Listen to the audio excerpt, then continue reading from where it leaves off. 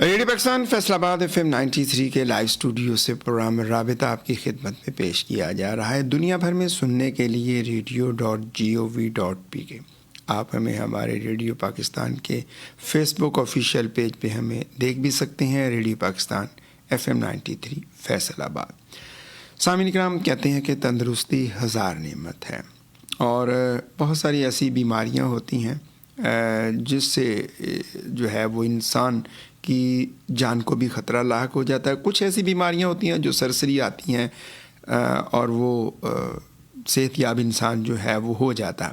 کچھ بیماریاں ایسی ہیں جو ہوتی تو بیماری ہے لیکن بعض اوقات انسان توہم پرستی کا شکار ہو جاتا ہے اور کئی خیالات اس کے ذہن میں آتے ہیں.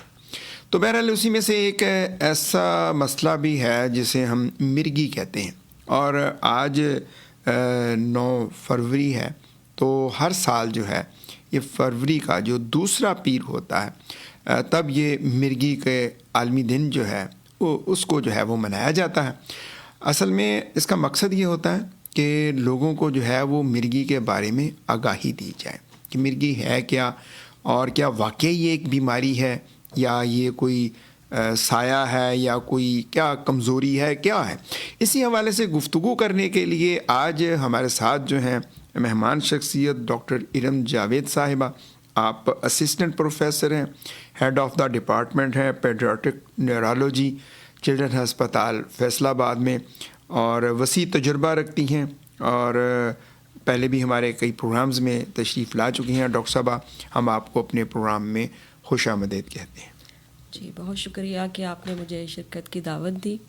ہمیشہ کی طرح ہر سال ہم یہ دن مناتے ہیں. جیسے آپ نے بتایا کہ فروری کا دوسرا سوموار جو ہوتا ہے وہ مرگی سے آگاہی کا عالمی دن ہوتا ہے اور ہر سال اس کا کوئی نہ کوئی تھیم ہوتا ہے. بالکل. اور میڈم اس کو ویسے بھی کلر بھی دیکھیں تو پرپل کلر تو ماشاءاللہ آج آپ نے لباس بھی پرپل پہنا اسی مناسبت سے.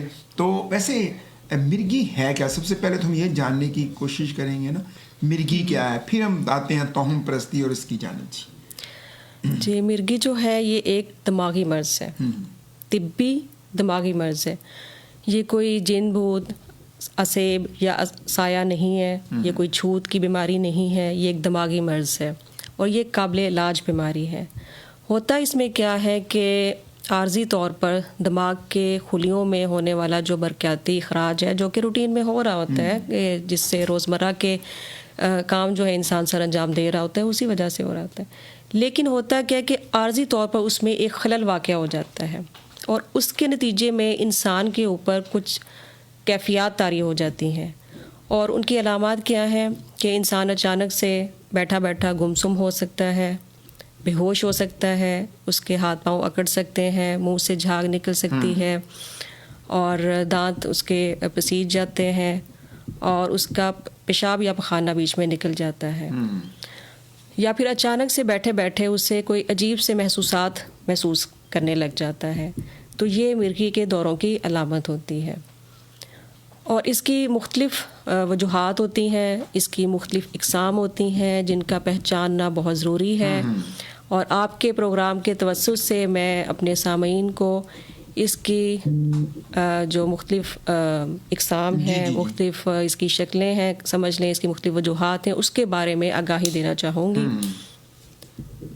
تو سب سے پہلے ہم بات کر لیتے ہیں اس کی اقسام کے بارے میں. پہلے تو میڈم بتائیں نا کہ وجوہات کیا ہے اصل میں، تاکہ لوگوں کو پتہ تو چلے کہ کس وجہ سے یہ ہو رہا ہے. جی اچھا، بنیادی وجہ اس کی سم ٹائم معلوم نہیں ہوتی کہ کیا وجہ ہے. ٹھیک ہے، اس کی جو اقسام ہے اسی کے بیس پہ ہے کہ اس کی وجوہات کیا ہیں بیسیکلی. ٹھیک ہے، تو اگر تو ظاہر اس کی کوئی وجہ نہیں ہے، صرف انسان کو یا مریض کو صرف دورے یا جھٹکے پڑتے ہیں تو اس کو پرائمری ایپیلیپسی کہتے ہیں. ٹھیک ہے، ایک ہے کہ سیکنڈری ایپیلیپسی یعنی ثانوی وجوہات، کسی نہ کسی انڈر لائنگ کاز کی وجہ سے، کسی نہ کسی وجہ کی وجہ سے اس کو مریض کو دورے پڑ رہے ہوتے ہیں. اور وہ کیا وجوہات ہیں؟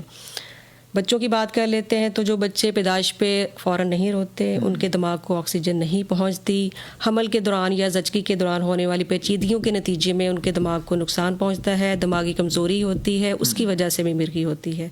یا کسی حادثاتی دماغی چوٹ کے نتیجے میں ان کو مرگی ہو سکتی ہے، یا کوئی فالج ہوا ہے اس کے نتیجے میں ہو سکتی ہے، یا دماغ کا کوئی انفیکشن ہوا ہے جو کہ اگر کسی بچے کو حفاظتی ٹیکے بدقسمتی سے نہیں لگوائے گئے تو اس کو اگر گردن توڑ بخار ہو جاتا ہے یا خسرہ ہو جاتا ہے جو بگڑ کر بعد ازاں مرگی کی شکل بھی اختیار کر سکتا ہے، یا پھر اگر دماغ میں کوئی رسولی ہے اس کے نتیجے میں بھی ہو سکتی ہے۔ اور بچوں کے، کیونکہ میں بچوں کی دماغ کی ڈاکٹر ہوں تو بچوں کے بارے میں زیادہ اصرار کروں گی۔ تو بچوں میں کچھ ایسی بیماریاں ہوتی ہیں جو خاندان میں نسل در نسل شادیوں کی وجہ سے ہوتی ہیں، ان کو موروثی دماغی امراض کہتے ہیں، تو اس کے نتیجے میں بھی مرگی ہوتی ہے۔ کچھ ایسی بیماریاں ہیں جو کہ دماغ سکڑنے والی بیماریاں جن کو نیورو ڈی جنریٹیو برین ڈیزیزز کہتے ہیں، ان میں بھی مرگی ہوتی ہے، اور یہ وہی مریض ہیں جن کی جو مرگی ہوتی ہے وہ تھوڑی پیچیدہ قسم کی ہوتی ہے، مشکل سے کنٹرول ہوتی ہے۔ اچھا، تھوڑا سا ہمیں یہ بھی بتائیں، جیسے ابھی آپ نے بات کی ہے وجوہات کی کہ موروثی بھی ہو جاتی ہے، جی بالکل، تو کیا یہ جو مرگی ہے یہ واقعی وراثت میں ملتی ہے یا نہیں؟ جی بالکل، 40 to 50% کیسز میں یہ جینیاتی یعنی موروثی ہو سکتی ہے۔